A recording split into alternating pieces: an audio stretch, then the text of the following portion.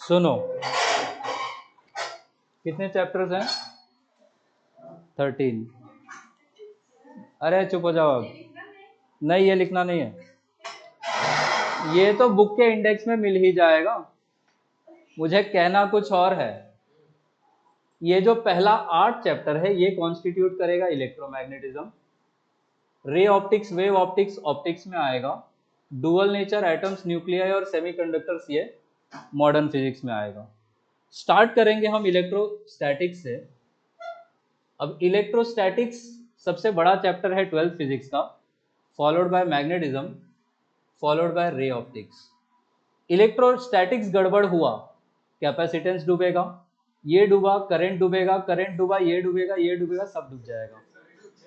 ठीक है, तो इलेक्ट्रोस्टैटिक्स का अच्छा होना आपका रिक्वायरमेंट है, ये अच्छा हुआ तो इलेक्ट्रोमैग्नेटिज्म समझ जाएगा। यहाँ पे जो भी कॉन्सेप्ट सीखोगे वो कहीं ना कहीं पार्ट्स में 7th चैप्टर तक यूज होगा। इतना बात समझ पाए? ठीक है, मैग्नेटिज्म में 2 चैप्टर्स होंगे, मैग्नेटिक इफेक्ट्स ऑफ करंट और दूसरा होगा मटेरियल मैग्नेटिज्म। स्टार्ट हम करेंगे इलेक्ट्रोस्टैटिक्स से। इलेक्ट्रोस्टैटिक्स में स्टैटिक्स का मतलब रुका हुआ, रुके हुए चार्जेस की बात करेंगे। चार्जेस के बीच में फोर्स क्या होगा, चार्ज फील्ड क्या बनाएगा, वो फील्ड अगर होगी तो उसका पोटेंशियल भी होगा, पोटेंशियल एनर्जी की भी बात करेंगे, फॉलोड बाय कैपेसिटर या कैपेसिटेंस, फिर करंट, और ये ऑर्डर होगा हमारा चलने का।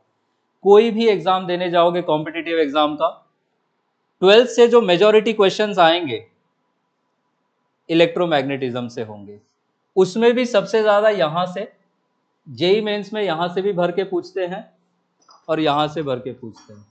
ठीक है, तो इलेक्ट्रोस्टैटिक्स का अच्छा होना बहुत जरूरी है, वहीं से स्टार्ट करेंगे। आया समझ में? ये सब लिखने लिखने का आपको जरूरत है नहीं, या लिख ही लो, छापो, तब तक बाकी बच्चे भी आ जाएं।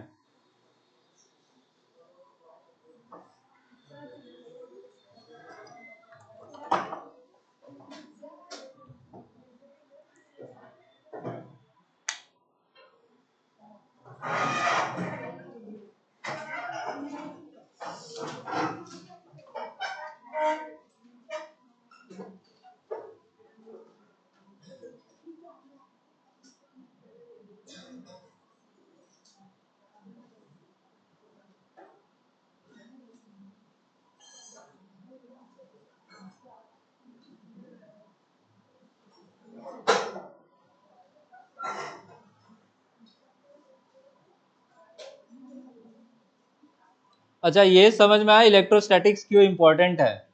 अब ये भी समझ लो क्यों डूबता है बच्चों का, क्योंकि इलेक्ट्रोस्टैटिक्स में क्या क्या 11th के चैप्टर्स आने चाहिए, Newton's law, work power energy, SHM, ये सब यूज होगा यहाँ पे। तो घर जाके प्लीज एटलीस्ट एनएलएम और वर्क पावर एनर्जी पढ़ लीजिएगा, वो इजी होगा, तो यहाँ समझ में आएंगी चीजें। न्यूटन्स लॉ याद है कुछ?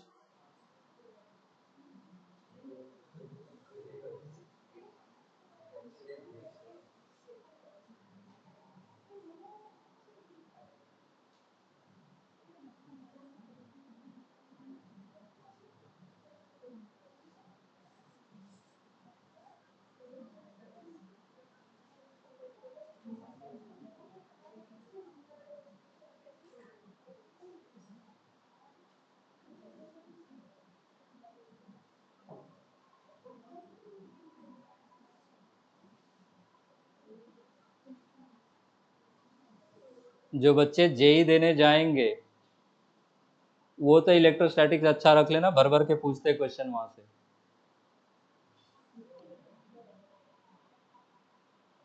चार्ज को हवा में रखेंगे फिर पानी में भी डाल देंगे तो फ्लूइड भी आना चाहिए। दो चार्जेस एसएचएम करेंगे तो एसएचएम भी आना चाहिए। ठीक है, तो मैं भी बता दूंगा नेक्स्ट स्लाइड में क्या क्या पढ़ना है आपको जाके, तो प्लीज उनको रिवाइज कर लीजिएगा।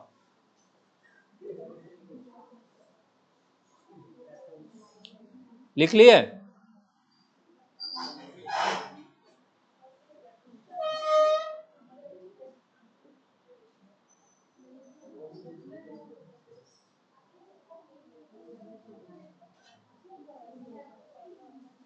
क्या क्या इसमें से पढ़े हो पहले 10th में?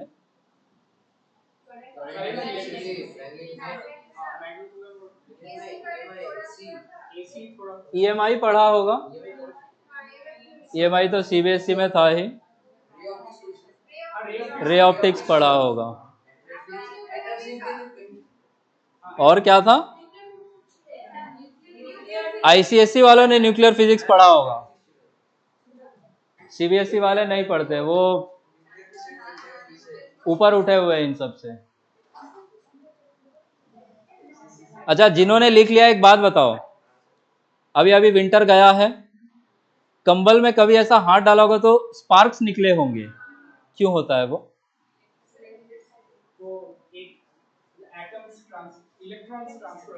इलेक्ट्रॉन्स ट्रांसफर होते हैं किससे? कंबल से हम में आते हैं कि हमसे कंबल में जाते हैं? हमसे कंबल में। कंबल से हम में नहीं आएंगे। करंट हमारी बॉडी में से फ्लो करता है कि नहीं? तो हम कंडक्टर है कि इंसुलेटर है? कंडक्टर्स में बहुत सारे क्या होते हैं? Free electrons. तो हम इलेक्ट्रॉन लूज करेंगे, तो हमारी बॉडी पे कैसा चार्ज आएगा? पॉजिटिव। वो जो आपका कंबल है वो इलेक्ट्रॉन गेन करेगा, उस पर कैसा चार्ज आएगा? नेगेटिव। ये ऑपोजिट चार्जेस की वजह से वो थोड़ा सा इलेक्ट्रिक डिस्चार्ज होता है, जो ऐसा हाथ वाथ लगाओ जादू जैसा फील होता है कि शक्ति है। आ रहा है समझ में? अच्छा ठीक है। ये जो रेलिंग वगैरह पे भी कभी ऐसा हाथ लगाया होगा ना तो मोमेंटरी करंट लगता है, शॉक लगता है, वो क्यों होता है? Why is that? यही सब पढ़ना है। वो रेलिंग किसका बना होता है? लकड़ी का। लकड़ी वाले में शॉक नहीं लगेगा, मेटल वाले पे लगेगा। वो मेटल भी क्या रखेगा? बहुत सारे फ्री इलेक्ट्रॉन्स। हवा वगैरह चलेगी तो क्या वो इलेक्ट्रॉन को उड़ा के लेके जा सकती है? उस मेटल की जो रेलिंग है उस पर कैसा चार्ज आएगा? पॉजिटिव। आपका बॉडी कंडक्टर है कि इंसुलेटर है? आपकी बॉडी पे क्या नेगेटिव चार्ज, मतलब इलेक्ट्रॉन्स क्या बहुत सारे होंगे, तो उस पे पॉजिटिव चार्ज है, आपके पास इलेक्ट्रॉन्स बहुत सारे, उसी की वजह से आपको थोड़ा सा ऐसा झटका लगता है। आ रहा है समझ में? ऐसा बारिश होती तो बिजली भी कड़कती है क्या? वो भी एक फॉर्म ऑफ इलेक्ट्रिक डिस्चार्ज है। आ रहा है समझ में? अब डिटेल में हम लोग ऐसा थंडरस्टॉर्म वगैरह नहीं पढ़ेंगे। आ रहा है बात समझ में? बट ले देके कहानी वही है, सब इलेक्ट्रोस्टैटिक्स में ही आएगा। इतना लिख लिया। अब मैं बताता हूं कि इलेक्ट्रोस्टैटिक्स में क्या क्या आपको आना चाहिए 11th का।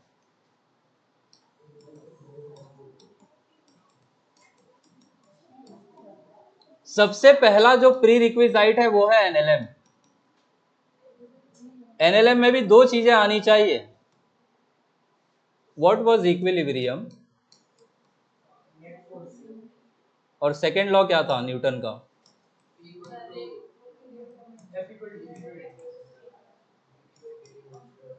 इक्विलिब्रियम में क्या जीरो, और सेकेंड लॉ में नेट फोर्स ही जीरो नहीं होता है, तो इसी को हम क्या लिखते थे? Mass into acceleration. एक तो ये आना चाहिए।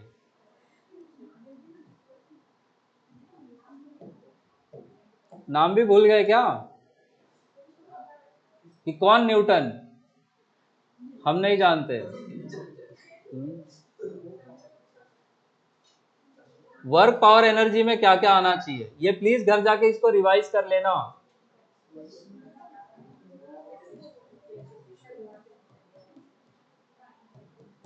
क्या था वर्क एनर्जी थ्योरम?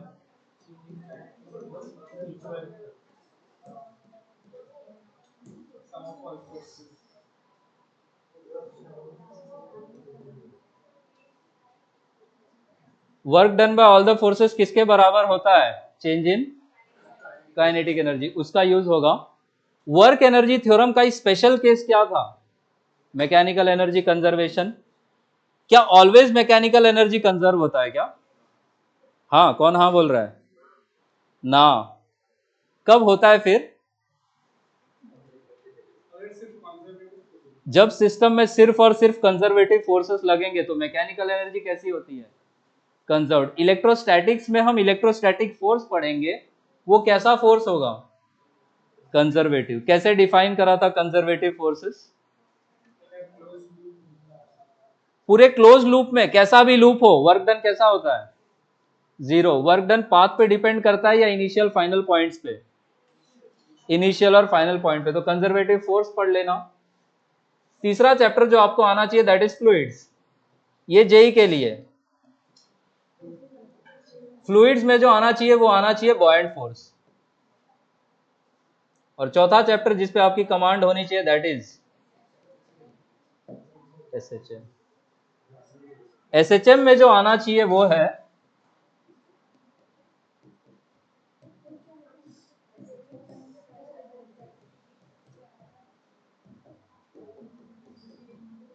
ये, लिख लो, घर जाके इसको तैयार कर लेना।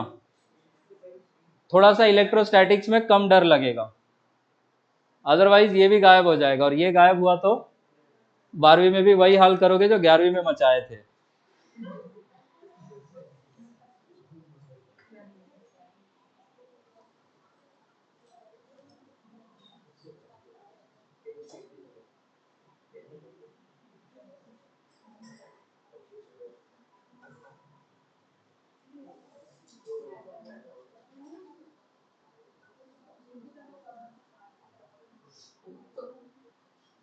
ग्रेविटेशन से बहुत रिलेटेड है ये चैप्टर, तो थोड़ा सा ग्रेविटेशन भी देख लेना।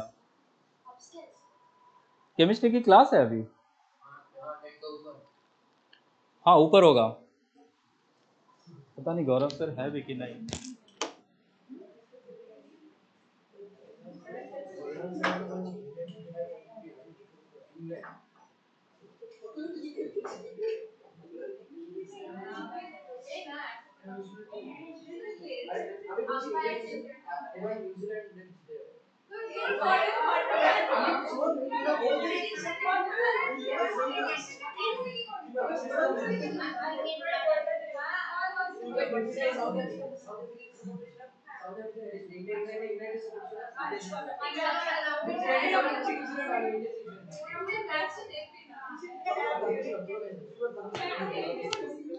लिख लिए? हेडिंग लगाइए इलेक्ट्रोस्टैटिक्स। मेन चैप्टर का हेडिंग लगाओ इलेक्ट्रोस्टैटिक्स।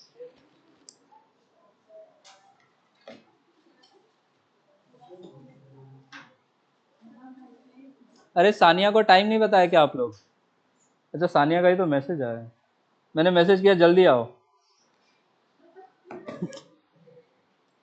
लिखो, the study of charges at rest. First point, the study of charges at rest, comma forces between them, the study of charges at rest, comma forces between them, comma their fields,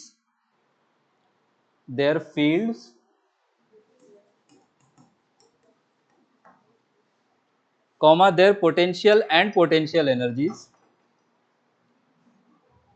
fields के बाद their potential and potential energies is called electrostatics.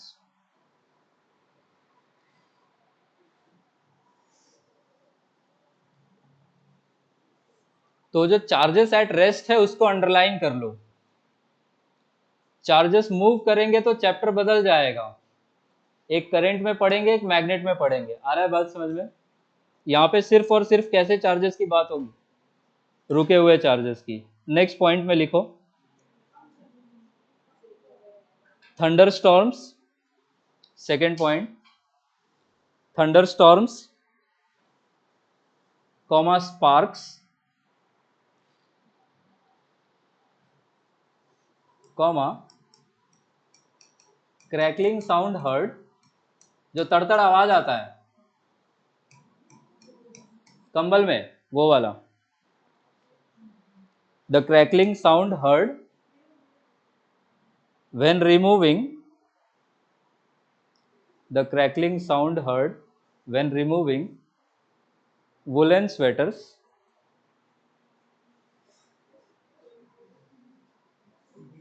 the crackling sound heard when removing woolen sweaters are examples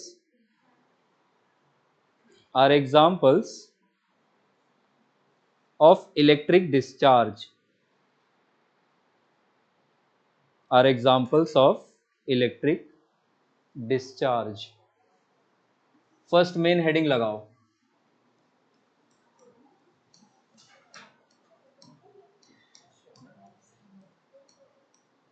charge. क्या क्या जानते हो charge के बारे में? क्या गौरव?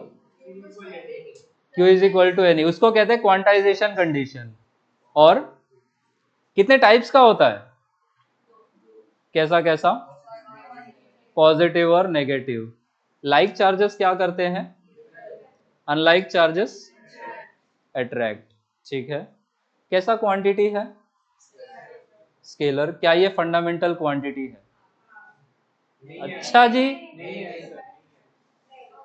एक अलग सिस्टम ऑफ यूनिट है जिसको हम बोलेंगे MKSQ। इसमें चार्ज फंडामेंटल है। आ रहा है बात समझ में? हमने जो आपको MKS सिस्टम पढ़ाया है, इसमें क्या फंडामेंटल होता है? इसमें करंट फंडामेंटल है। आया बात समझ में? क्या क्या 7 फंडामेंटल क्वांटिटीज थी SI सिस्टम में या MKS में?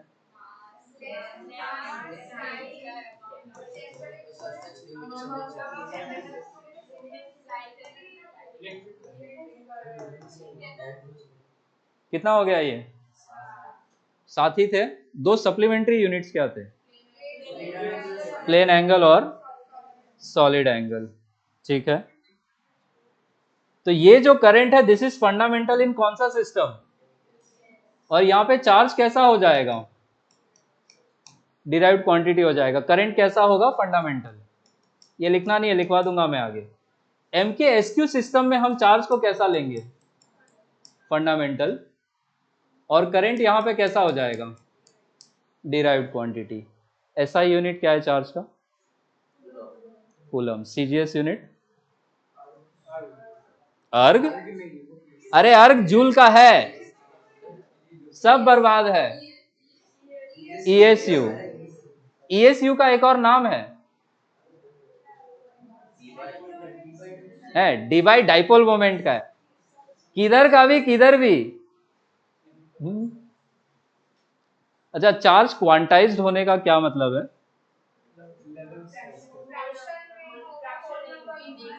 हमेशा इंटीजर में ही लेन देन होगा। ठीक है। किसी बॉडी को चार्ज करना है, ठीक है, तो आप इलेक्ट्रॉन देके चार्ज करोगे या प्रोटॉन देके चार्ज करोगे? प्रोटॉन से क्यों नहीं कर सकते? आंसर इलेक्ट्रॉन ही है कि इलेक्ट्रॉन ही ले देके हम किसी बॉडी को चार्ज करेंगे। Why not proton?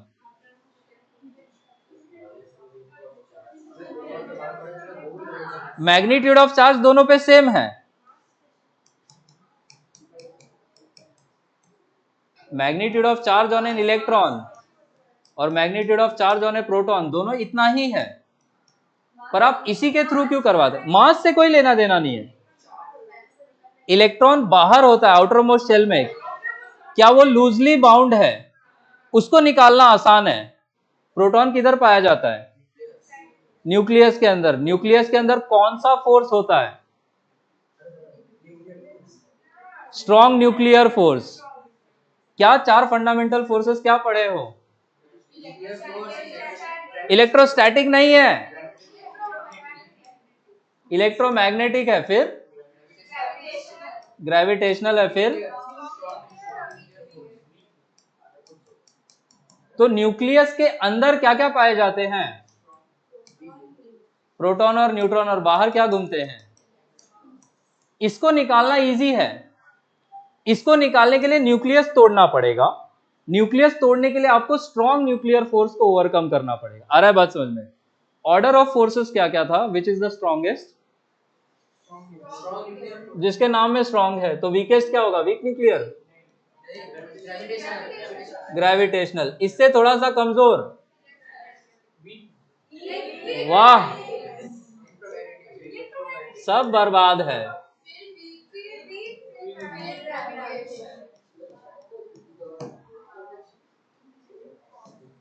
ठीक है। अच्छा, यूनिवर्स में हम, अच्छा कौन कौन शॉर्ट रेंज है?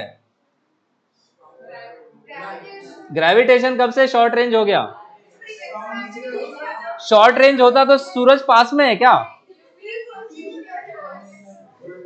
ये दोनों कैसे हैं? और ये दोनों कैसे हैं? लॉन्ग रेंज का मतलब क्या? इनफाइनाइट डिस्टेंस तक लग सकता है। ठीक है। यूनिवर्स को हम लोग क्यों बोलते हैं कि it is governed by gravitational force? Why not electromagnetic force? ये जो फोर्स है, मैं बता दूं, ग्रेविटेशनल से 10 का पावर 38 टाइम स्ट्रॉन्गर है। 38 या 39 आ जाएंगे उस पे। इतना टाइम स्ट्रॉन्गर है इलेक्ट्रोमैग्नेटिक फोर्स। ये भी लॉन्ग रेंज है, ये भी लॉन्ग रेंज है, पर यूनिवर्स में हम कहते हैं कि सिर्फ यही डोमिनेट करता है। क्यों? मैटर न्यूट्रल है। आ रहा है बात समझ में? इलेक्ट्रोस्टैटिक फोर्स या इलेक्ट्रोमैग्नेटिक फोर्स लगने के लिए क्या होना चाहिए बॉडी पे? अर्थ पे चार्ज है क्या? न्यूट्रल है। तो सिंस मैटर न्यूट्रल है यूनिवर्स में, क्या ये लग पाएगा? सिर्फ क्या लगेगा? तो आपके कॉस्मोस का जो भी कुछ है वो कौन डिसाइड करता है? कौन सा फोर्स? Gravitational force. आया समझ में? लिखना शुरू करो चार्ज में फर्स्ट पॉइंट। लिखो, it is the intrinsic property of matter, it is the intrinsic property of matter due to which it produces and experiences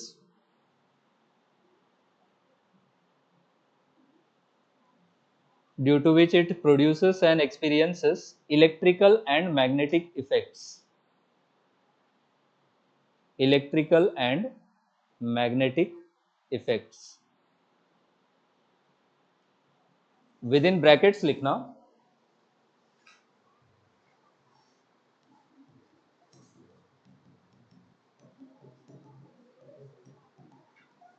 ये इलेक्ट्रोस्टैटिक है।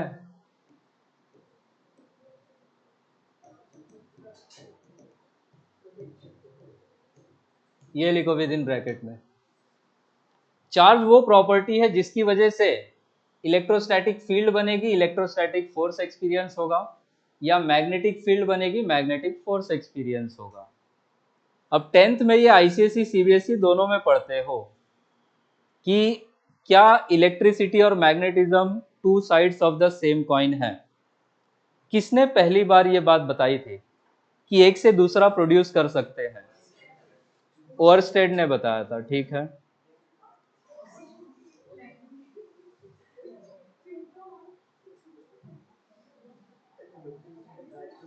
ओवरस्टेड के एक्सपेरिमेंट के पहले इलेक्ट्रिसिटी अलग ब्रांच था, मैग्नेटिज्म अलग ब्रांच था। ये टेबल बनाओ,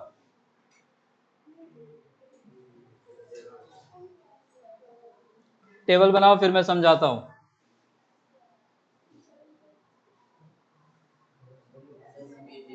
हाँ, सिर्फ ये टेबल, बाकी सब लिखवा चुका हूं। क्यू मतलब charge, charge at rest.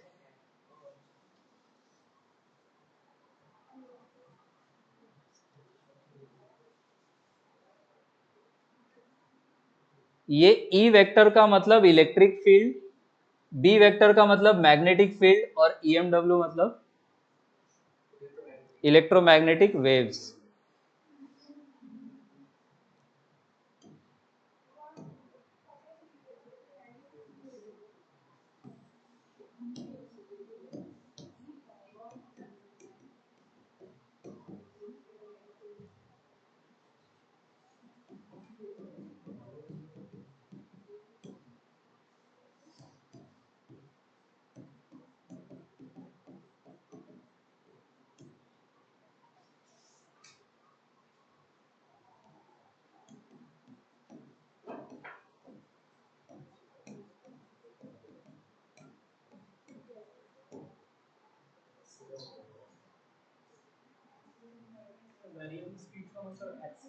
Accelerated charge.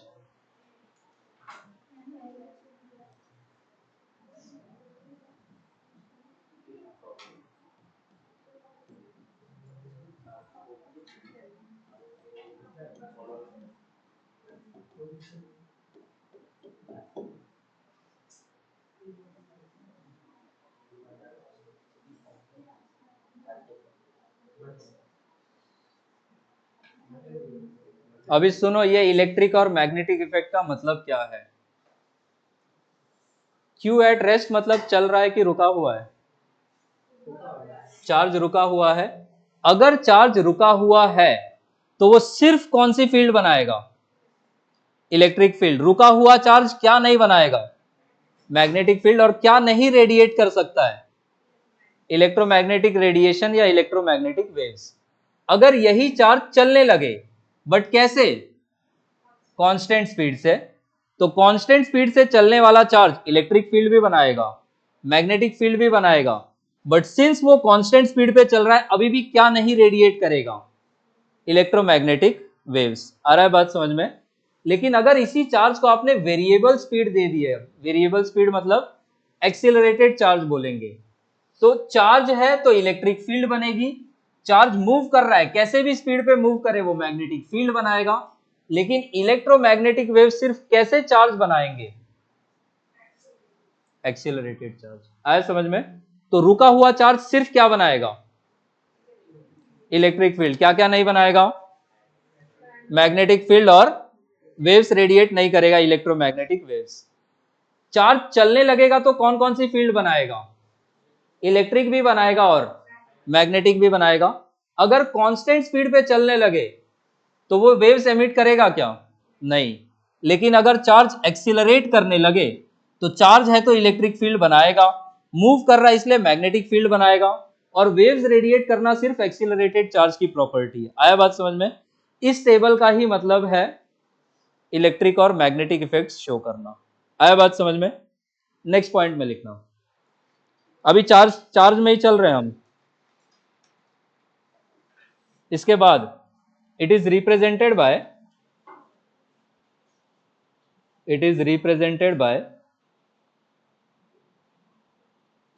Capital Q और small Q.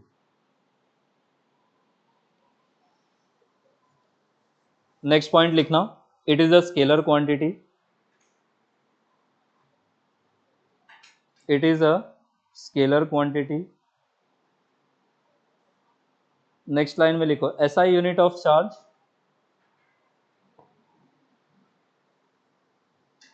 SI unit of charge is, current का फॉर्मूला क्या ये पढ़ते हो बचपन में, I is equal to Q by T. Q को क्या लिख सकते हैं? आई इंटू टी। आई क्या होता है? करंट का एसआई यूनिट। टाइम का? तो एसआई यूनिट क्या होगा चार्ज का? Ampere second. इसी को हम नाम देते हैं कूलम। अब साइंटिस्ट के नाम पे है तो हम उसको कैपिटल सी से रिप्रेजेंट करेंगे। तो ये एसआई यूनिट में लिख लो, SI unit of charge is ampere second और कूलम।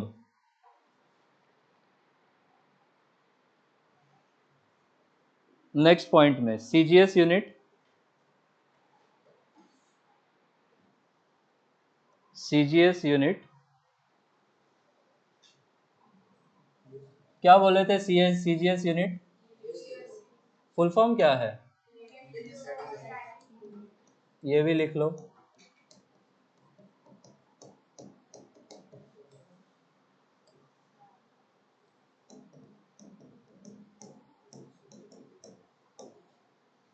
इसी स्टैटिक कूलम को आप स्टैट कूलम भी बोलते हो।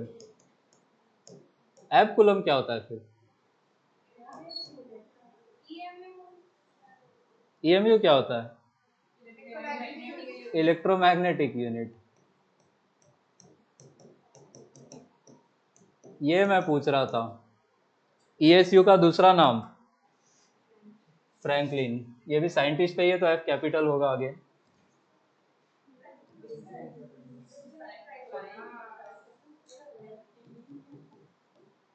ये लिख लो, ये सीजीएस यूनिट्स है। लिखे? तो ऐसा यूनिट क्या है? एम्पियर सेकेंड या फिर कूलम। ये चीजें लिखो तो, ये रिलेशन।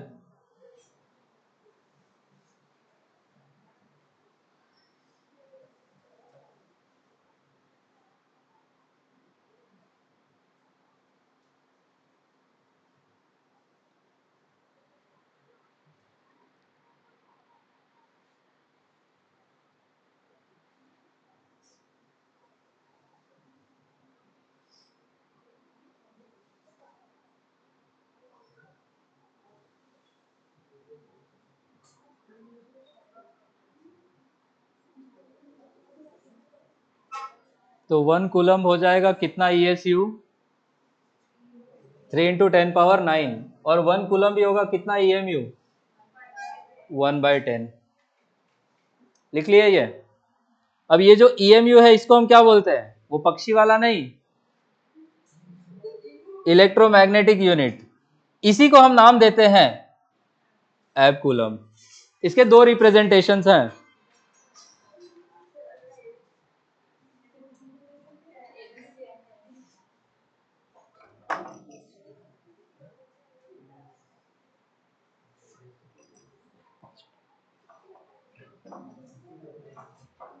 लिखे? प्रैक्टिकल यूनिट भी होता है, वो लिखो, यहां तक लिखो तो।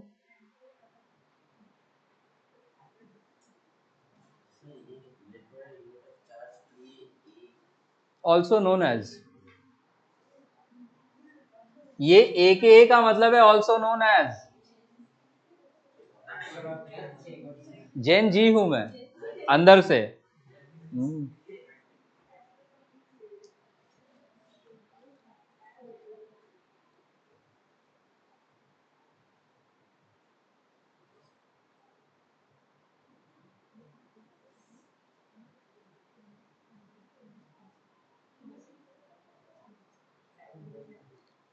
ये एम्पियर आर कहाँ यूज होता है? प्रैक्टिकल में किधर? वो किलोवाट आवर में होता है। कुछ भी, किसके घर में आ रहा है एम्पियर आवर में बिजली? जिस डिवाइस पे यूज होता है वो सबके पास है। मोबाइल की बैटरी कैपेसिटी क्या मिली एम्प आवर में होती है? आ रहा है समझ में? इसलिए वो प्रैक्टिकल यूनिट है, बैटरी कैपेसिटी डिनोट करते हैं। बस आपका जो बैटरी कैपेसिटी है वो मिली एम्प आवर में होता है, बट वो है यही, इसी का भाई है, छोटा भाई। तो 1 एम्पियर आवर कितना कूलम होता है? 3600। एक और प्रैक्टिकल यूनिट है, दैट इज फराडे। 1 फराडे कितना coulomb? 96500। Smallest unit of charge क्या होगा? ESU। और लार्जेस्ट यूनिट ऑफ चार्ज क्या होगा? फराडे।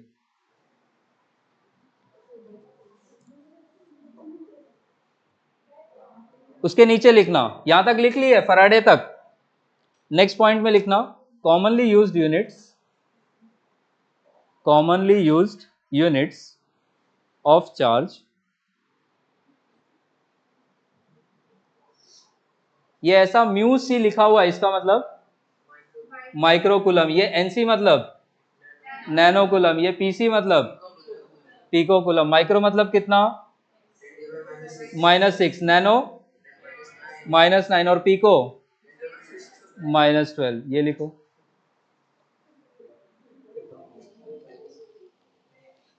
प्लस मत कर देना। +6 वाले को क्या बोलते हैं? मेगा। +9 गीगा। गीगा 1000 MB का क्या होता है? 1 GB। तो मेगाबाइट, मेगा से कहां जाओगे? 1000 मल्टीप्लाई करोगे तो गीगा, टेरा, एक्सा, जेटा, योटो। अभी बाहर गार्जियन आए, थोड़ा सा इसको लिख के रखो तो मैं आके समझाता हूँ फटाफट। हाँ, आज की क्लास में बेसिक थ्योरी ही चलेगी। जितना जल्दी लिखोगे तो मैं न्यूमेरिकल भी करवा दूंगा, बट वो तो लक्षण दिख नहीं रहे मुझे, है ना। फर्स्ट क्लास है तो क्या, बोल तो ऐसे रहे जैसे दूसरी क्लास में एकदम आग लगा देते हो। इसको लिख के रखो, थोड़ा सा इसको ऊपर भी करके लिख लेना, जितना लिख सकते हो लिख लो, मैं आ रहा हूँ।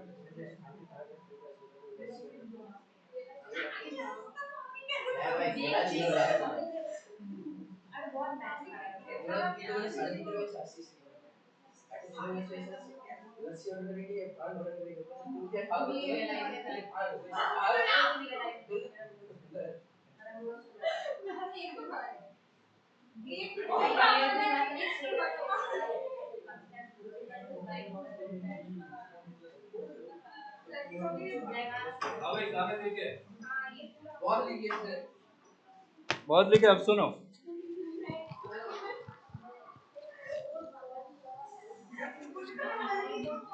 अरे चुप हो जाओ।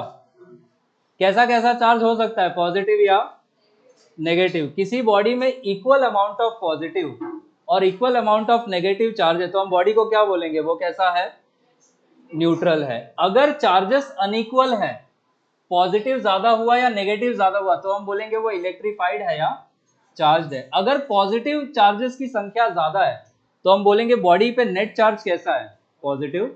अगर नेगेटिव चार्जेस का नंबर ज्यादा है तो हम बोलेंगे बॉडी पे कैसा चार्ज है, नेगेटिव। आया बात समझ में? चार्ज ट्रांसफर हमने बताया था कैसे होता है, इलेक्ट्रॉन्स के थ्रू या प्रोटॉन्स के थ्रू?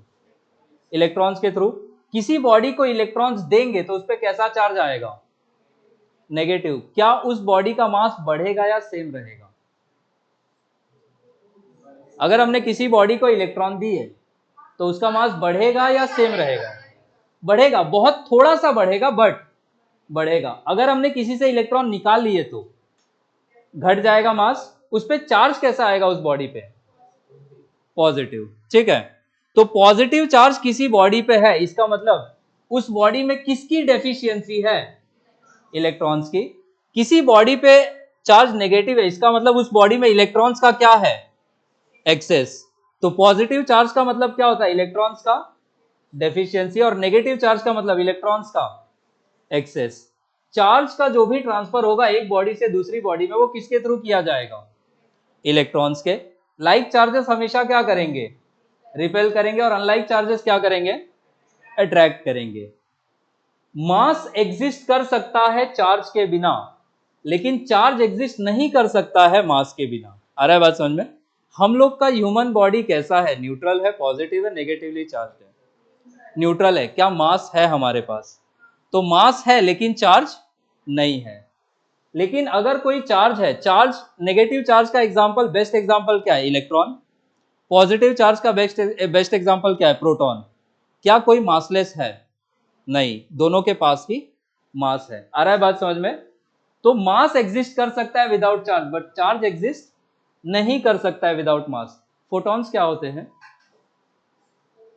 फोटॉन्स किसका क्वांटा है, लाइट का। फोटॉन्स का हम कहते हैं कि रेस्ट मास कितना होता है, 0। अगर मास 0 है तो क्या चार्ज होगा उसके पास, नहीं। इसलिए हम कहते हैं कि फोटॉन्स आर इलेक्ट्रिकली न्यूट्रल। आया बात समझ में? किसी लाइट बीम को आप इलेक्ट्रिक या मैग्नेटिक फील्ड में से पास करोगे, क्या वो डिफ्लेक्शन शो करेगा, नहीं। नहीं, चार्ज होगा तो डिफ्लेक्शन शो करेगा। आ रहा है बात समझ में? चार्ज नहीं होगा तो क्या वो डिफ्लेक्शन शो करेगा, नहीं। Light is made up of what? Photons. Photons के पास क्या कोई चार्ज होता है? नहीं। चार्ज नहीं है तो क्या वो डिफ्लेक्ट करेगा? नहीं, वो इंटरैक्ट ही नहीं करेगा। आया बात समझ में इतना? रिलेटिविस्टिक वर्ड का मतलब होता है जब हम लाइट की स्पीड को अप्रोच करें। किसको अप्रोच करें? लाइट की स्पीड को। अब ये इक्वेशन आपके कोर्स में नहीं है बट आपको याद रखनी है। हम कहते हैं कि मास स्पीड के साथ चेंज होगा लेकिन चार्ज स्पीड के साथ चेंज नहीं होगा। आ रहा है बात समझ में? इक्वेशन जो है ये आइंस्टाइन ने दी थी, ये है m is equal to m naught upon under root में 1 minus v square by c square. इस m नॉट को हम बोलेंगे ये पार्टिकल का रेस्ट मास है और इस m को हम क्या बोलेंगे? दिस इज रिलेटिविस्टिक मास। अगर v और अरे लिखो मत, समझो पहले, मैं सारा प्रॉपर्टी समझा दूं। अगर किसी ऑब्जेक्ट का स्पीड लाइट स्पीड के बराबर हो गया तो ये v square by c square का वैल्यू कितना हो जाएगा? 1। डिनोमिनेटर कितना हो जाएगा? रिलेटिविस्टिक मास का वैल्यू कितना हो जाएगा? उसको एक्सिलरेट करवाने के लिए फोर्स या एनर्जी भी कितनी लगेगी? इनफाइनाइट। तो हम कहते हैं कि अगर किसी ऑब्जेक्ट के पास मास है तो हम प्रैक्टिकली उसको लाइट स्पीड पे नहीं लेके जा सकते। आ रहा है बात समझ में? क्योंकि लाइट स्पीड पे लेके जाओगे तो उसका रिलेटिविस्टिक मास कितना हो जाएगा? इनफाइनाइट। उसको एक्सिलरेट करवाना है तो मास इंटू एक्सिलरेशन फोर्स कितना होगा?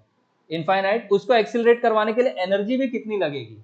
इनफाइनाइट। लाइट स्पीड पे क्या फोटॉन्स चलते हैं, फोटॉन्स के पास मास नहीं है इसीलिए वो लाइट स्पीड पे चल पाते हैं। इतना बात समझ पाए? तो किसी भी चीज के पास मास है तो वो लाइट स्पीड पे नहीं जा सकती है। 99.99% पे जा सकती है बट 100% पे नहीं जाएगी। लार्ज हैड्रॉन कोलाइडर का नाम सुना है क्या? हाइड्रोजन कोलाइडर नहीं, हैड्रॉन। हाइड्रॉन किधर है वो? क्या है वो?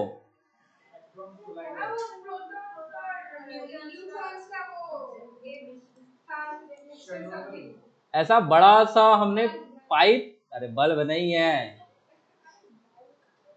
बल्क। एक मोटा सा बड़ा 21-22 किलोमीटर रेडियस का वो ट्यूब है, उसमें हम लोग इलेक्ट्रॉन्स वगैरह को एक्सिलरेट करते हैं लाइट स्पीड पे। 99.99% लाइट स्पीड पे लेके जाते हैं, पार्टिकल्स को कोलाइड करवाते हैं। ये क्यों करवाते होंगे? बिग बैंग सुना है? बिग बैंग, वो टीवी सीरीज वाला बिग बैंग थ्योरी नहीं। यूनिवर्स जब स्टार्ट हुआ था तो हम कहते हैं कि सब कुछ बिग बैंग से आया था, तो बिग बैंग की कंडीशंस को हम सिमुलेट करना चाहते हैं इसमें। इतना समझ पाए? भूल जाओगे चलेगा, ये सब कोर्स वोर्स में नहीं है आपके। पार्टिकल एक्सिलरेटर ही है वो लार्ज हैड्रॉन कोलाइडर। रिलेटिविस्टिकली वेरिएंट का मतलब है लाइट, आपका स्पीड लाइट स्पीड के आसपास जाएगा तो क्वांटिटी चेंज करेगा। वेरिएंट का मतलब वेरिएबल, इनवेरिएंट का मतलब चेंज नहीं होगा। आ रहा है बात समझ में? तो मास रिलेटिविस्टिकली वेरिएंट है, इसका मतलब मास स्पीड के साथ चेंज होगा और मास स्पीड के साथ चेंज होगा according to this equation. Question में आपसे सिंपल स्टेटमेंट पूछेंगे कि क्या चार्ज रिलेटिविस्टिकली वेरिएंट है, आपका आंसर होगा नहीं। आ रहा है बात समझ में? आप 1 किलो मास को लाइट स्पीड पे भेज दोगे तो वो इनफाइनाइट केजी का हो जाएगा, पर आप 1 कूलम चार्ज को लाइट स्पीड पे भेजोगे तो वो 1 कूलम ही रहेगा। आ रहा है बात समझ में? आगे सुनो, एक साथ लिखना। ये प्रॉपर्टीज जो यहां की है ये न्यूमेरिकल्स में यूज होंगी। फर्स्ट इंपॉर्टेंट प्रॉपर्टी है एडिटिविटी ऑफ चार्जेस। चार्ज कैसा क्वांटिटी है? स्केलर। क्या डायरेक्शन चाहिए उसको? नहीं। हमें किसी भी सिस्टम पे नेट चार्ज निकालना है तो हम इंडिविजुअल चार्जेस को ऐड कर देंगे विद साइन। आ रहा है बात समझ में? तो नेट चार्ज निकालने के लिए हम साइन के साथ ऐड करेंगे। इसी प्रॉपर्टी को हम कहते हैं additivity of charges. Quantization of charges को हम मैथमेटिकली लिखते हैं Q is equal to plus minus NE। यहां पे N क्या होता है? N बिलोंग्स टू इंटीजर और E क्या है? Magnitude of charge on an electron. आया बात समझ में? यही जो इलेक्ट्रॉन पे चार्ज है इसको हम कहते हैं फंडामेंटल चार्ज।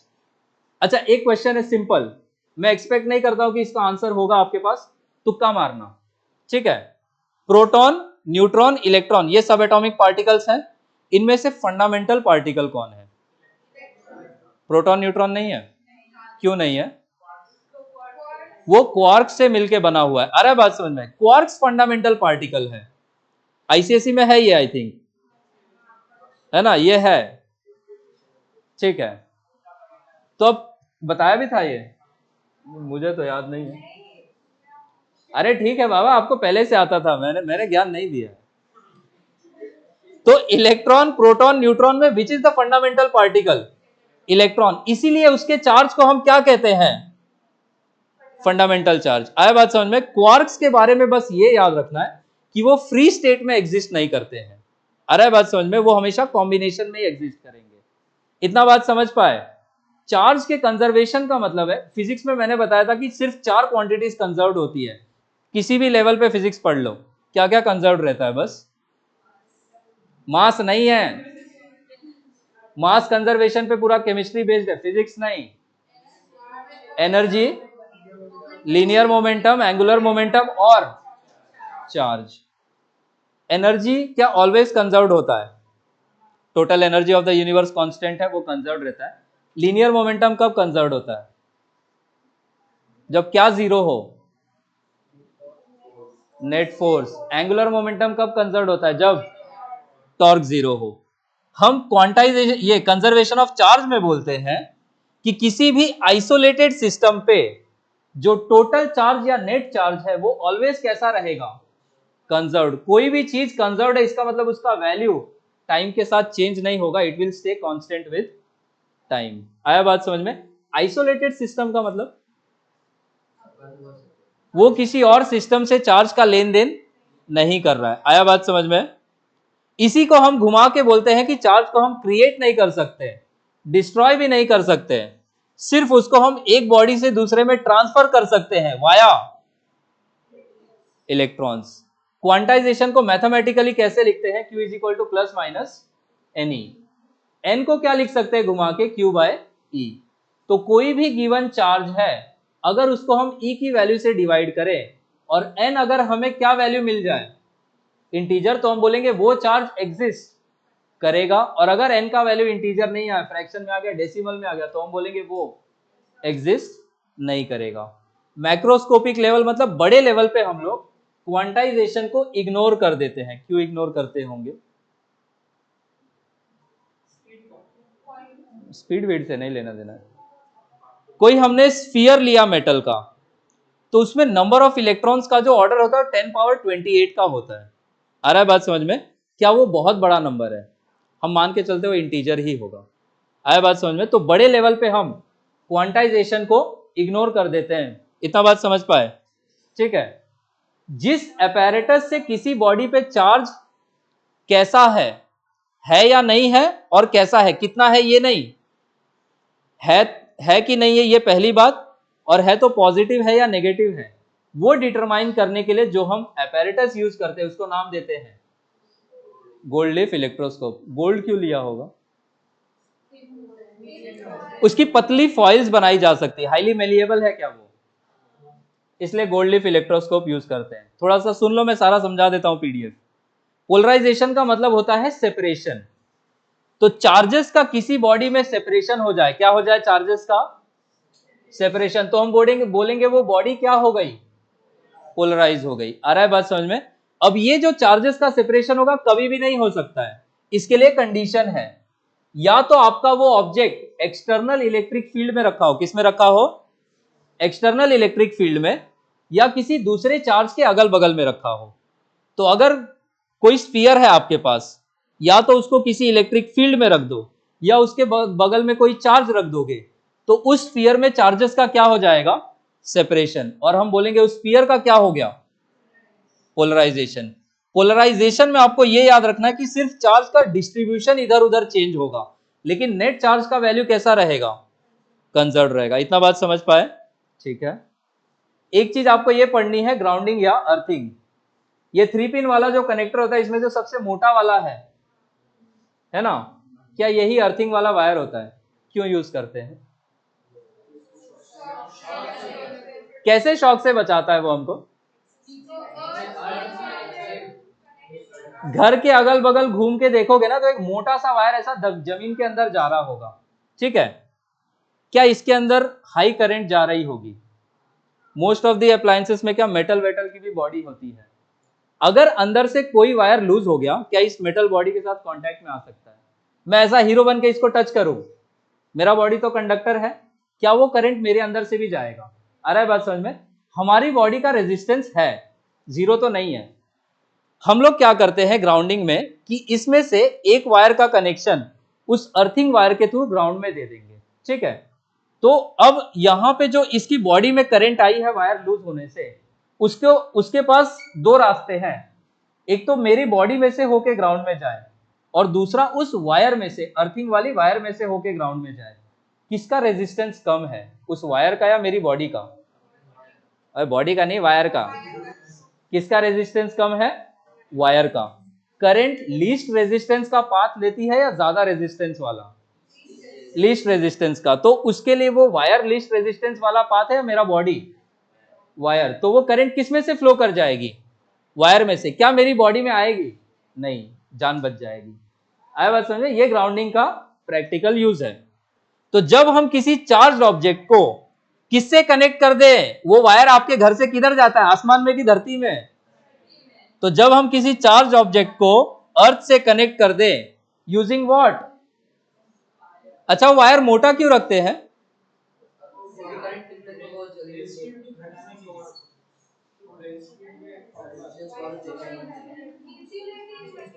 हैं कुछ भी?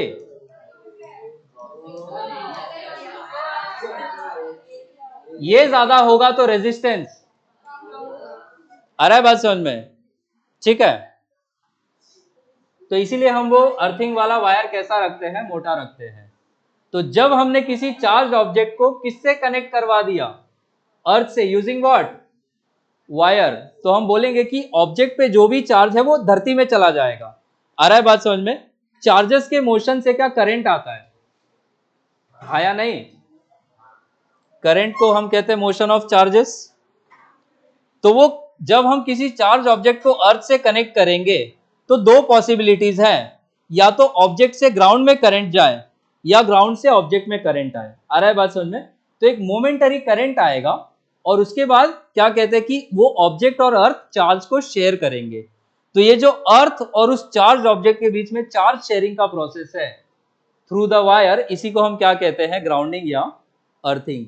मैथमेटिकली आपको ये कंडीशन याद रखनी है कि जिस भी ऑब्जेक्ट को हम ग्राउंड कर देंगे, ग्राउंड करने का मतलब किससे कनेक्ट कर देना? वायर से। किसके साथ? तो जिस भी ऑब्जेक्ट को ग्राउंड करेंगे उसका पोटेंशियल कितना लिया जाएगा? जीरो। ठीक है। और ये सिंबल अगर सर्किट में कहीं भी बना हुआ है तो जिस पॉइंट पे ये अर्थिंग का सिंबल लगा है उस पॉइंट का पोटेंशियल कितना लेंगे हम? जीरो। इतना बात समझ पाए? ठीक है। अब धरती क्या माता है? तो हम धरती को बोलेंगे कि धरती के पास बहुत सारे इलेक्ट्रॉन्स है। हम बोलेंगे earth behaves as an infinite source of electrons. ठीक है। तो ऐसा थोड़ा सा इलेक्ट्रॉन ले लेंगे तो कमी हो जाएगी क्या धरती को? थोड़ा सा दे देंगे तो? समुद्र में से ऐसा 2 बाल्टी पानी निकालोगे तो क्या ऐसा सीवेट दिखने लगता है क्या? 2 डाल दोगे तो क्या फ्लडिंग हो जाएगा क्या? सेम लॉजिक है यहाँ पे, ध्यान से समझना इसको। ये ऑब्जेक्ट कैसा चार्ज रख रहा है, पॉजिटिव या नेगेटिव?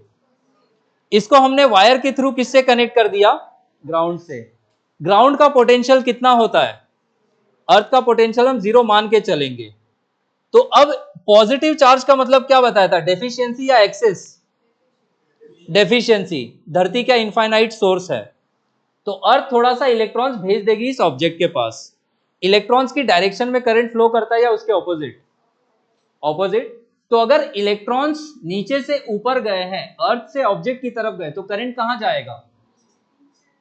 आया बात समझ में? अगर ऑब्जेक्ट को नेगेटिव चार्ज दे दे, नेगेटिव चार्ज का मतलब डेफिशिएंसी या एक्सेस? एक्सेस। तो अब इसके पास इलेक्ट्रॉन ज्यादा है, क्या धरती थोड़ा सा इलेक्ट्रॉन्स ले लेगी? तो इलेक्ट्रॉन्स अगर ऑब्जेक्ट से अर्थ में फ्लो किए हैं, करंट कहां हो जाएगी? ऊपर। आया बात समझ में? इसको जब हम वायर से ग्राउंड से कनेक्ट कर देंगे तो इस ऑब्जेक्ट का भी पोटेंशियल कितना लेंगे? जीरो, क्योंकि अर्थ का भी पोटेंशियल कितना लेके चलेंगे? जीरो। इतना बात समझ पाए? अब किसी भी ऑब्जेक्ट को चार्ज करने के लिए 3 मेथड्स होंगे। कितने मेथड्स होंगे? 3। नाम याद रखना है। चार्जिंग कैसे कर सकते हैं? या तो रबिंग से, कंडक्शन से, या फिर इंडक्शन से। रबिंग का ही मतलब होता है चार्जिंग बाय फ्रिक्शन, और चार्जिंग बाय फ्रिक्शन से जो थोड़ी बहुत स्पार्क जो आप कंबल में देखते हो, क्या वो स्टैटिक इलेक्ट्रिसिटी की वजह से होता है। इतना बात समझ पाए? तो अब डिटेल में ये भी समझना है आपको।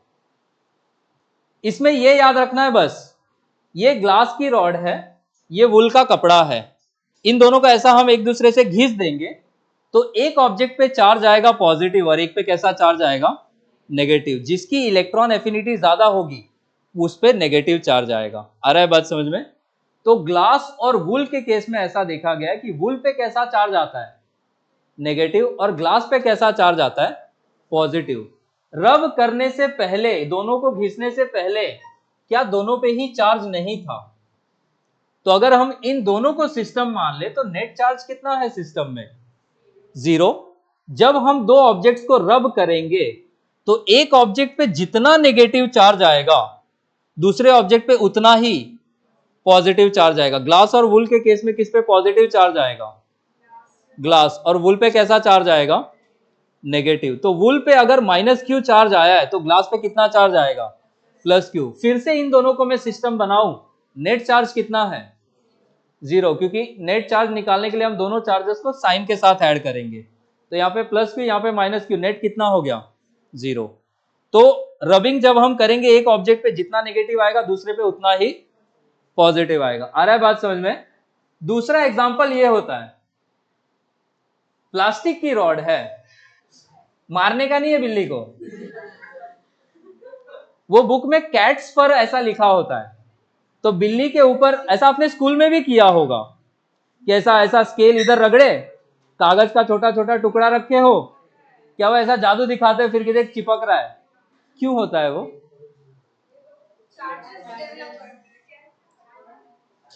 उस पे आएंगे अगले चैप्टर में, ठीक है। तो प्लास्टिक की रॉड ली, अरे इधर सुनो, प्लास्टिक की रॉड ली और बिल्ली को ऐसा थोड़ा सा हमने बिल्ली के ऊपर ऐसा रब कर दिया, ठीक है। बिल्ली क्या जिंदा चीज है? हम लोग भी जिंदा चीज है, हम लोग कंडक्टर है कि इंसुलेटर है?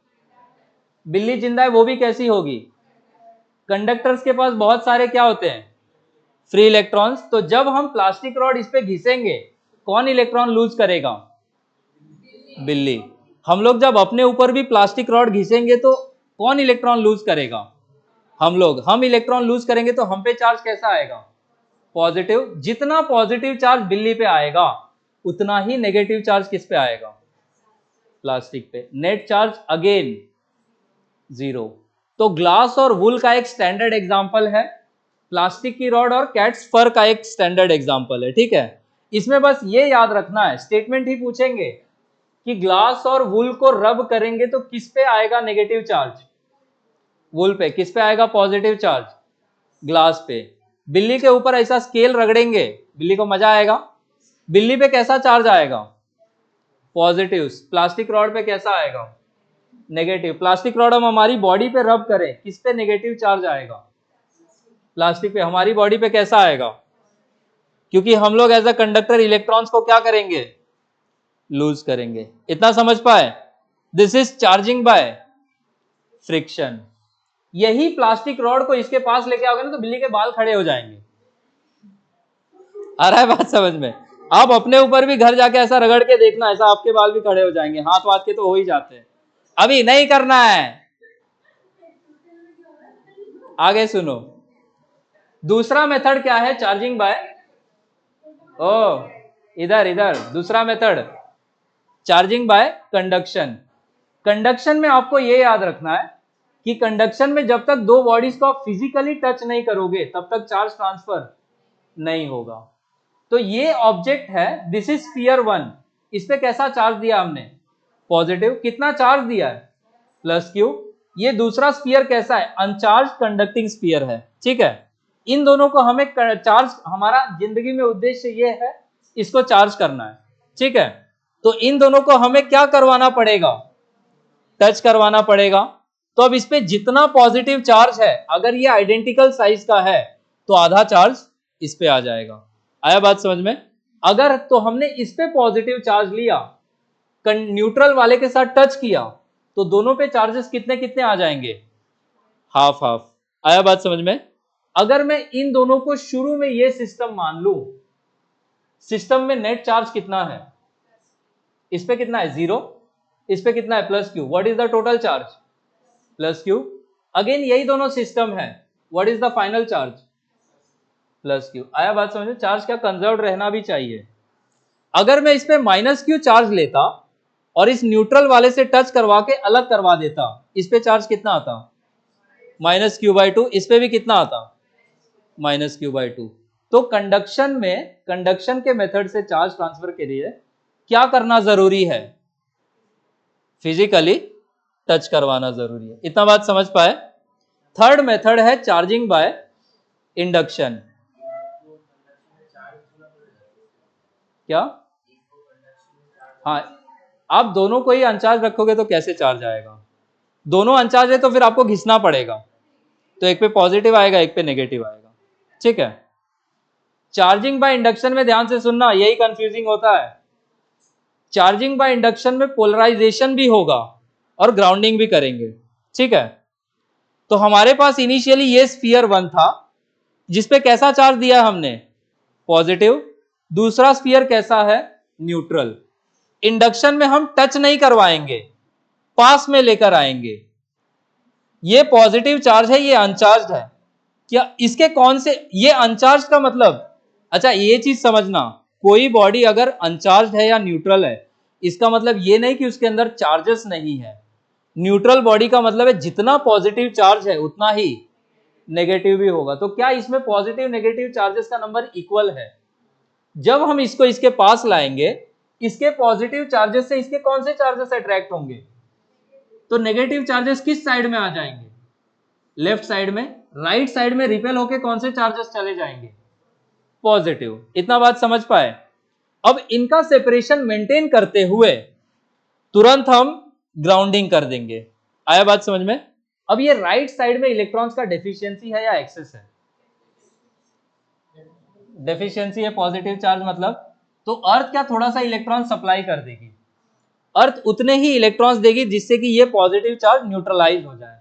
आ रहा है बात समझ में? सेपरेशन सेम रखना है, अभी भी टच वच नहीं करवाना है, टच करवाओगे तो कंडक्शन हो जाएगा।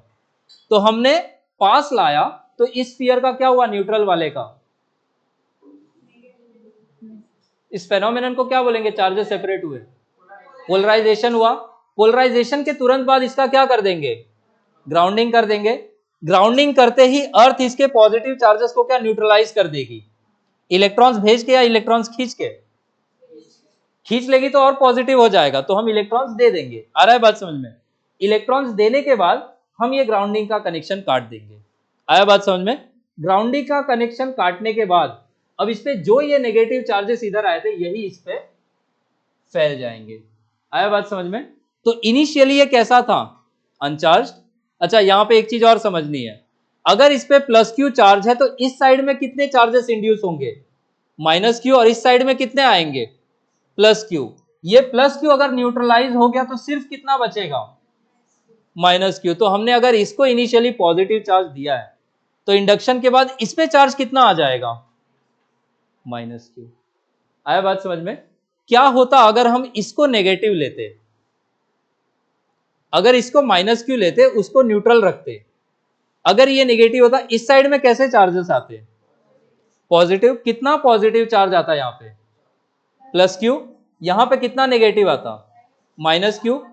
पोलराइजेशन के तुरंत बाद क्या करना है, ग्राउंडिंग। अब इस साइड में जो नेगेटिव चार्ज होता तो अब फिर से धरती भेजती कि धरती खींचती, एक्सेस है तो वो अर्थ थोड़ा सा इलेक्ट्रॉन्स ले लेती। आया बात समझ में? Earth minus Q electron, minus Q charge के बराबर के इलेक्ट्रॉन्स ले लेती, तो यहां पे इस पे सिर्फ कितने चार्ज बचते, प्लस क्यू। तो इंडक्शन में आपको बस ये याद रखना है कि अगर आपने इनिशियली पॉजिटिव चार्ज लिया है तो फाइनली दूसरे वाले स्फीयर पे इक्वल अमाउंट का कैसा चार्ज आ जाएगा, नेगेटिव। और अगर आपने इनिशियली नेगेटिव लिया है तो पॉजिटिव। आया बात समझ में? अब दोनों में डिफरेंस क्या है, डिफरेंस ये है कि अब शुरू में आपने इस पे कितना चार्ज लिया था कंडक्शन में, इनिशियली प्लस क्यू। बाद में कितना हो गया, प्लस क्यू बाई टू। मैं एक और न्यूट्रल स्फीयर लाके इससे टच करवा दूं, अब दोनों पे चार्जेस कितने कितने हो जाएंगे, इसका आधा। तो क्यू बाई टू से अगर मैं एक न्यूट्रल स्फीयर टच करवाऊं, तो टच करवा के हटाने के बाद कितना कितना चार्ज हो जाएगा, q by four, Q by four. अब इस क्यू बाई फोर वाले से मैं एक और न्यूट्रल लाके टच करवाऊं, कितना कितना हो जाएगा, q by eight, q by eight. क्या इसका चार्ज घटते जाएगा, आपको चार्ज देने के लिए दूसरी बॉडी को क्या इसके चार्ज को रिप्लेनिश करते रहना पड़ेगा। आया बात समझ में, क्या इंडक्शन में भी चार्ज रिप्लेनिश करने की जरूरत है, नहीं। आया बात समझ में, ये है पूरा खेल charging by conduction and induction. थोड़ा यहां तक लिखो। और कौन लिखेगा, मैं लिखूंगा क्या।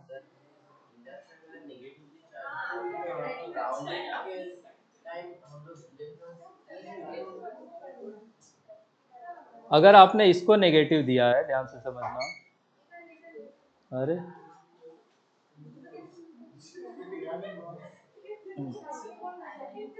इसको अगर नेगेटिव दोगे तो इस साइड में कैसे चार्जेस आ जाएंगे, पॉजिटिव। इस साइड में कैसे आएंगे, नेगेटिव। हम राइट साइड में ग्राउंडिंग करेंगे तो यहाँ के नेगेटिव चार्जेस कहाँ चले जाएंगे, अर्थ में, क्योंकि अर्थ तो इनफाइनाइट रिजर्व है, तो अर्थ थोड़े से इलेक्ट्रॉन्स ले लेगी, सिर्फ कैसे चार्जेस बचेंगे, पॉजिटिव। हाँ, आया समझ में, लिखो। कहाँ तक लिखे थे,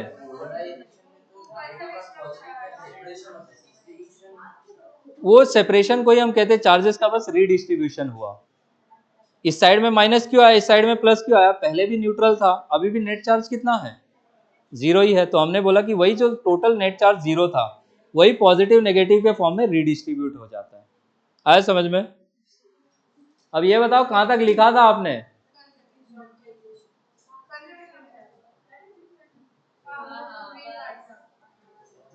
ये नोट वाला पॉइंट लिखो।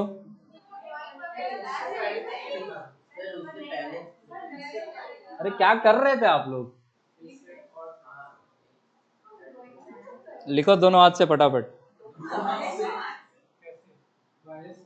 वायरस तो हो ही आप लोग, जस्ट विदाउट दी क्वालिटीज।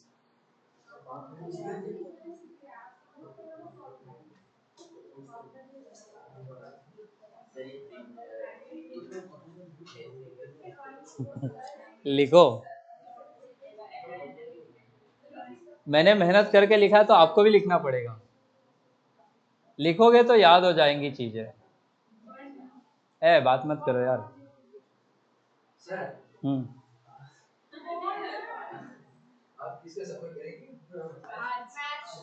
मैं क्रिकेट का बहुत फैन नहीं, मेरे को घंटा फर्क नहीं पड़ता।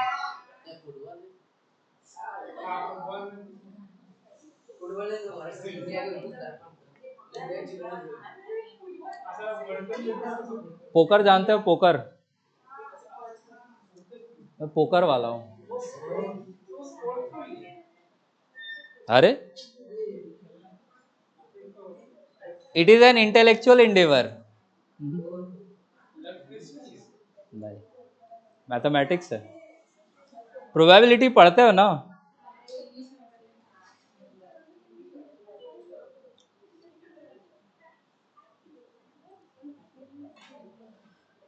आज ही है क्या, किसका किसका है,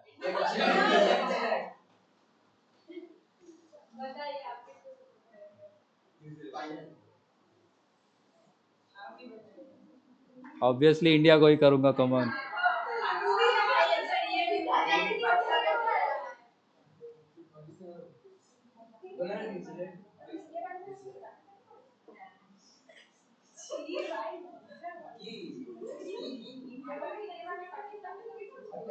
अरे ओ, शाम में है मैच, अभी लिखो। और थोड़ा सा सीरियस हो जाओ, 12वीं आ गया है, 12वीं भी डुबाओगे क्या।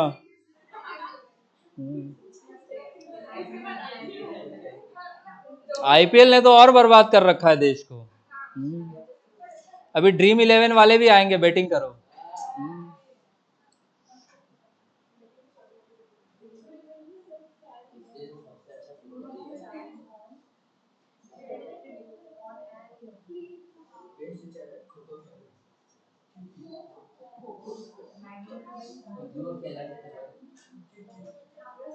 लिखो लिखो, बात मत करो, लिखो बाबा।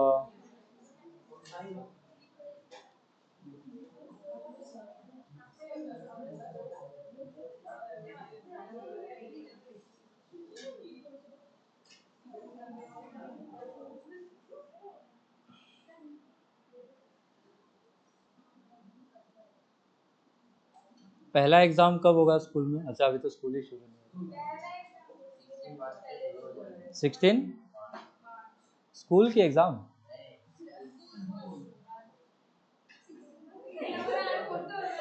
क्या कुछ नया रिजोल्यूशन वगैरह लिया आप लोगों ने? नहीं, अगले साल।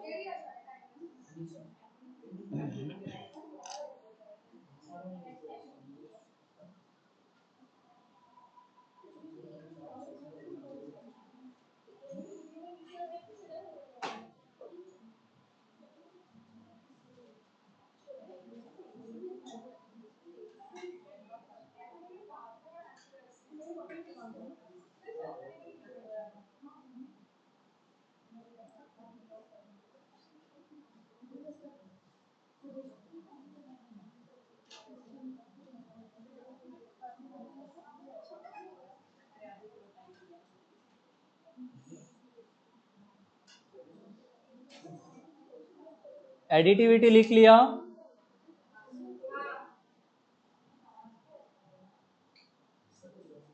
क्वांटाइजेशन?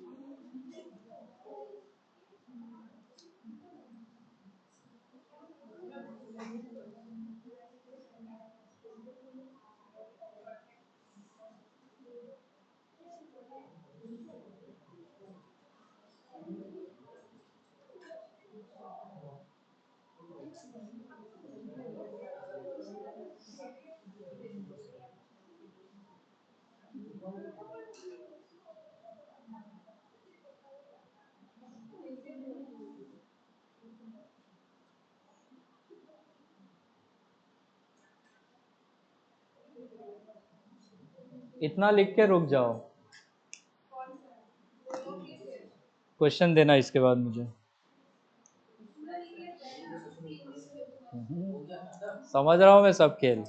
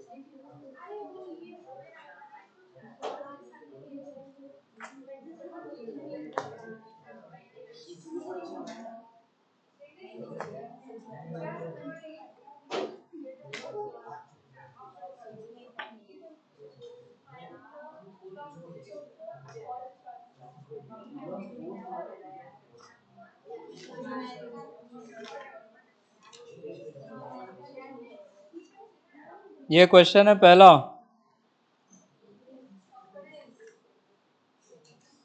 अच्छा जी,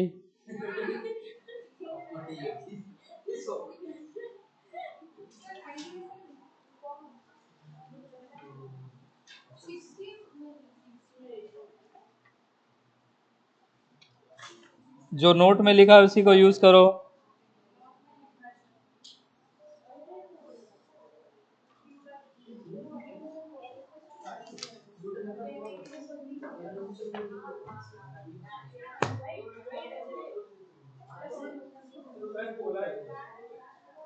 हाँ, नहीं, पहले वो क्वेश्चन। मल्टीपल चार्जेस एग्जिस्ट कर सकते हैं। मैंने वैल्यूज मन से दिया है। थोड़ा सा हट जाऊं, निकल इधर से। ऐसे।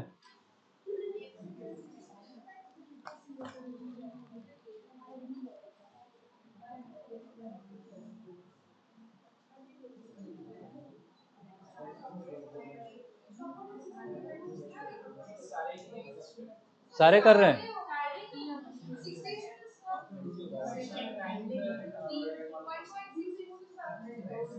वाह, अरे ई से डिवाइड करो उसको।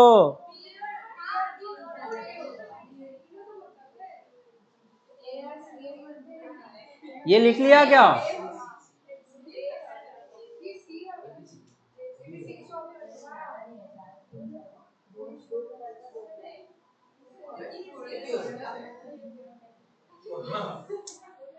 क्या हो गया इसको आज? आप लोग जैसा क्यों बिहेव कर रहे हैं? आप लोग भी नहीं सुनते, ये भी नहीं सुनते।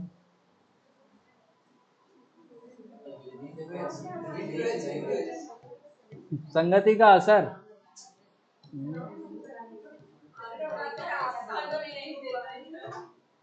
ई का वैल्यू बताओ फटाफट। इसको 16 इंटू कितना लिख सकते हैं?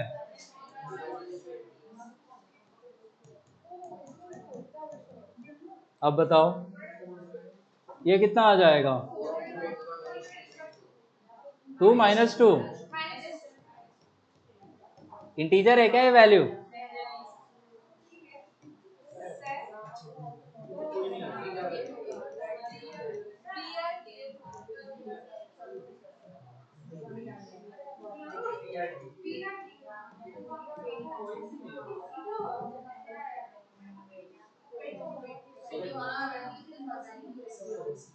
ये कितना आएगा? 2 × 10⁻।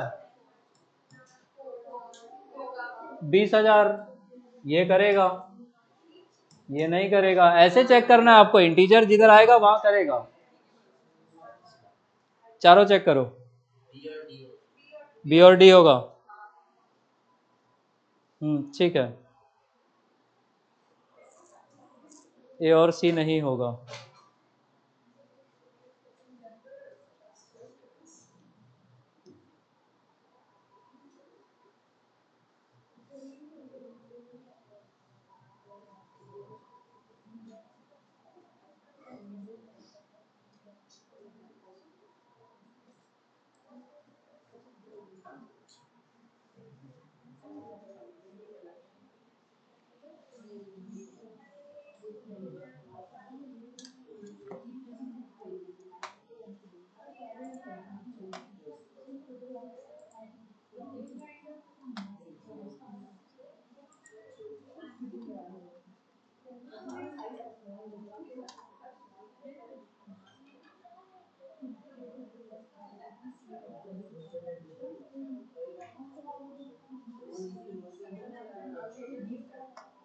अगला क्वेश्चन लिखो, हो गया होगा ये।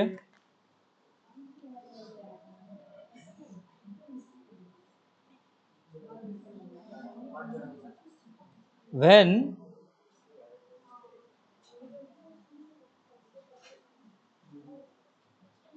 10⁻19 इलेक्ट्रॉन्स, अगला क्वेश्चन है, when 10⁻19 electrons are removed, when 10⁻19 electrons are removed from a neutral metal, the charge on it is, when 10 power 19 electrons are removed from a neutral metal, मैं सिर्फ मेटल बोला था क्या, न्यूट्रल ऐड कर लो उसमें, from a neutral metal the charge on it is, ये options हैं।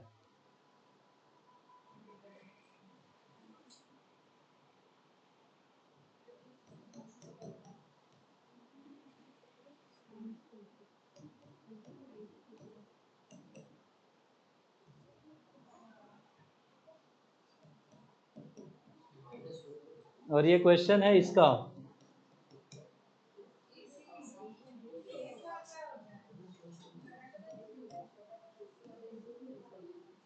यहाँ का क्वेश्चन है,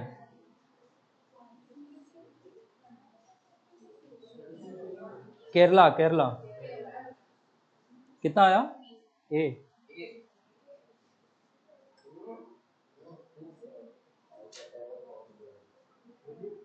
ए होगा। आप इलेक्ट्रॉन्स निकाल रहे हो, बॉडी पे कैसा चार्ज आएगा, फंस जाओगे। ओ डी होगा।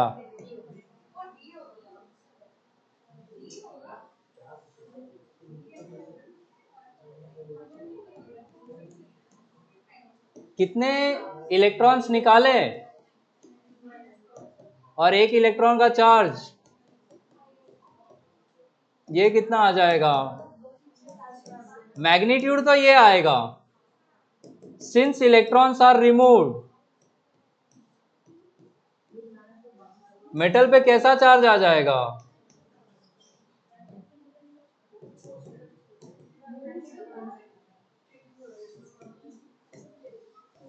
तो आपका आंसर फाइनली,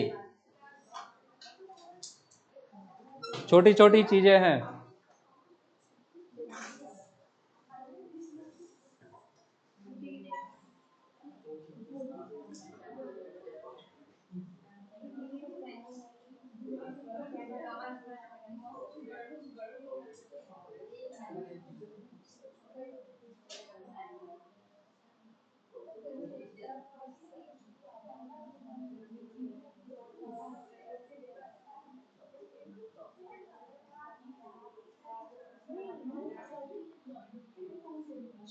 एक क्वेश्चन और लिखो, a body has, a body has, अगला question, a body has -80 microcoulomb charge, -80 microcoulomb charge, the number of additional electrons in it will be, the number of additional electrons in it will be,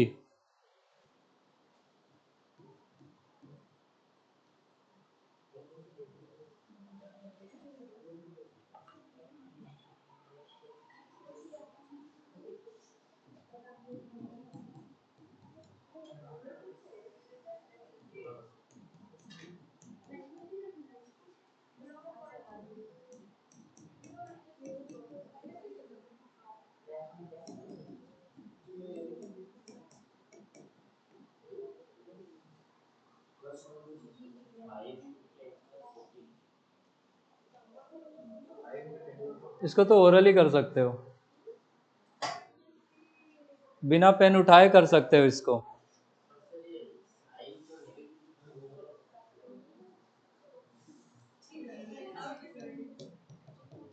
negative charge है ना, तो minus any से करो।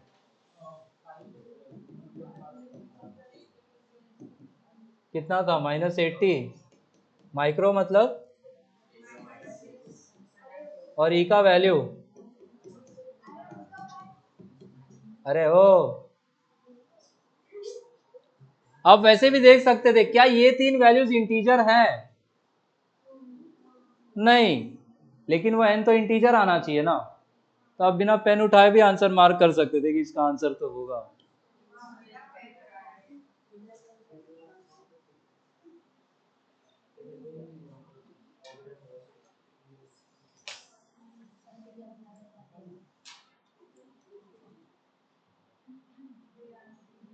एक question और लिखो।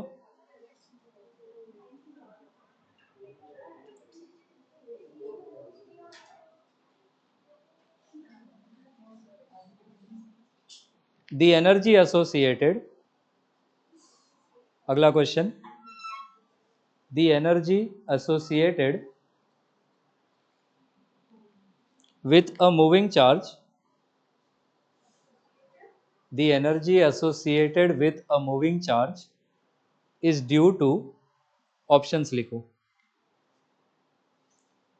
the energy associated with a moving charge is due to, first option electric field, second option magnetic field, third option both electric and magnetic field, और fourth option है none of these.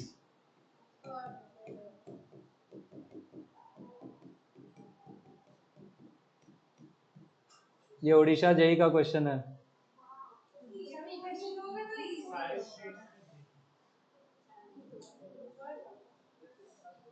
Moving charge क्या क्या बनाता है?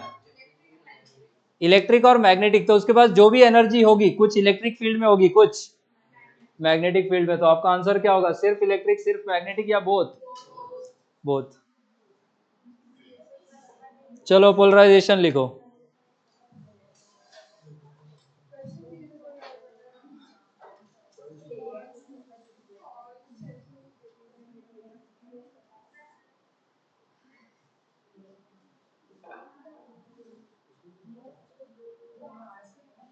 फटाफट।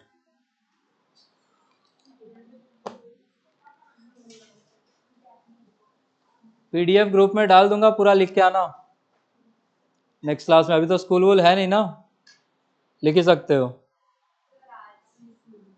आज से। आज लिख लो, आज लिख लो। मैच देखते देखते लिखना, बीच में ऐड आएगा तो लिख लेना थोड़ा सा। तो कौन सा आप लोग 4 घंटा पढ़ते हो? आप लोग का पढ़ा अटेंशन स्पैन भी तो 2 ही मिनट है। अरे एग्जाम के पहले पढ़ते हो तभी तो ये हाल है। थोड़ा सा रोज पढ़ने का हैबिट डाल लो 12th में। अच्छा एक क्वेश्चन ओरल बताओ, देखे कितना याद है। लिखना रोक दो जरा, ओरल बताओ तो। नहीं नहीं, अरे 12th का ही है, अभी जो बात की थी उसी पे है। When a glass rod is rubbed with silk, ठीक है, ग्लास रॉड को सिल्क से रब किया तो कौन इलेक्ट्रॉन गेन करेगा, कौन प्रोटॉन गेन करेगा? ऐसा कुछ ऑप्शन है। ऑप्शंस बोलूं? When a glass rod is rubbed with silk, it gains electron from silk, gains proton from silk, gives electron to silk, या gives proton to silk? Glass और वुल वाला ही लॉजिक लगाना है, सेम है।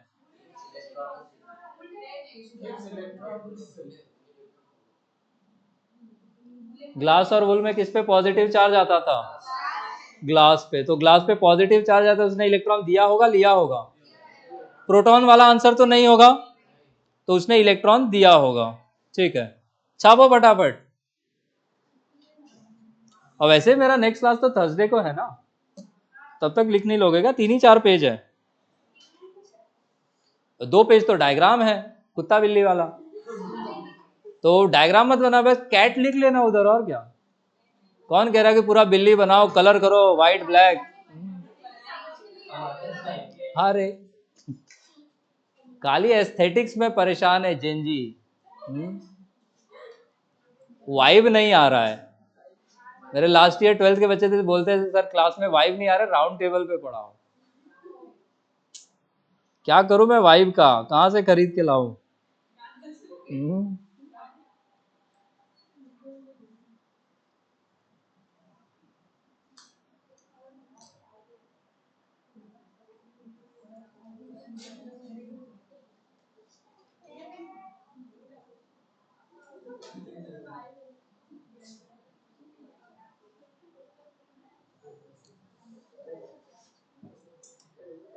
ये सिंबल किसका था? बता रहा हूँ।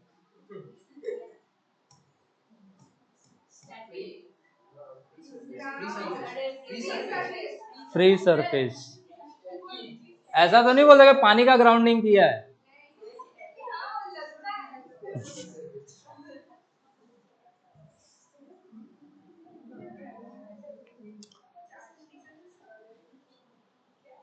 लिखो अभी 7 मिनट है अपने पास, 7 minutes टू गो। हाथ दर्द हो गया? हाँ, इतने दिन से जंग लग गया होगा, लिखा विखा नहीं है ना कुछ। एग्जाम के टाइम नहीं पढ़ते हो, कम से कम रिजल्ट आने वाला है, आप तो पढ़ लो। आ गया।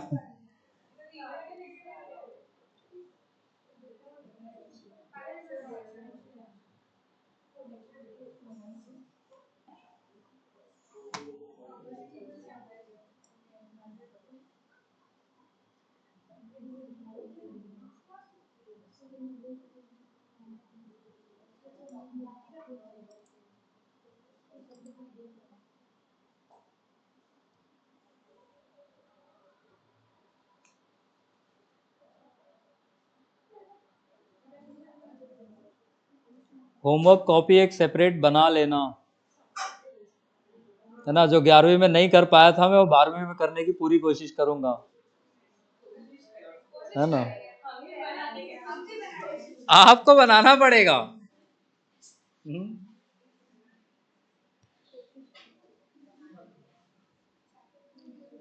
एक चीज मैं ये बताता हूँ कि 11th फिजिक्स जैसा भी था, 12th उससे इजी है। इजी है, 12th इजी है। रे ऑप्टिक्स बहुत इजी है, एटलीस्ट मैं जैसे पढ़ाऊंगा उसमें इजी लगता है बच्चों को। बाकी आप नहीं पढ़ोगे तो फिर सब मुश्किल है।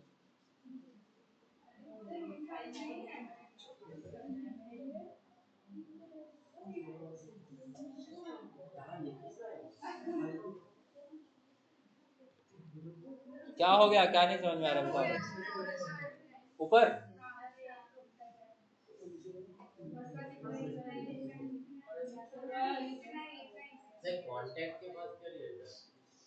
विथ अर्थ, सब भूल गए।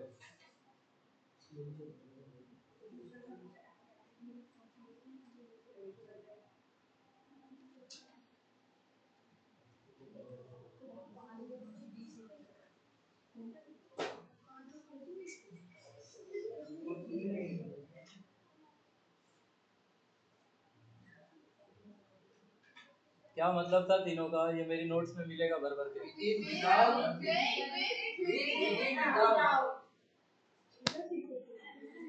स्मार्ट हो गए हो, स्मार्ट ही थे, हम ही पहचान नहीं पाए हैं, हम ही से भूल हो गई।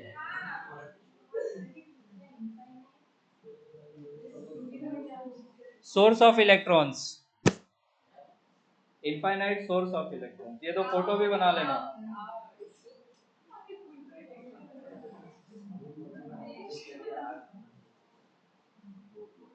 घूमने उमने नहीं गए क्या आप लोग किधर?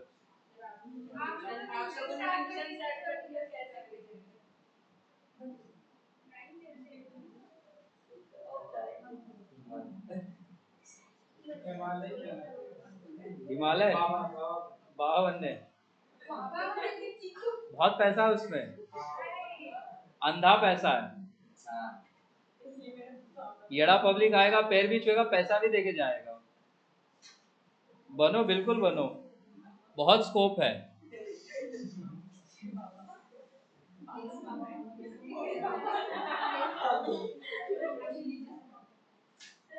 पहले मुझे लगता था पढ़े लिखे लोग नहीं मानते, पढ़े लिखे ज्यादा मिलेंगे उधर।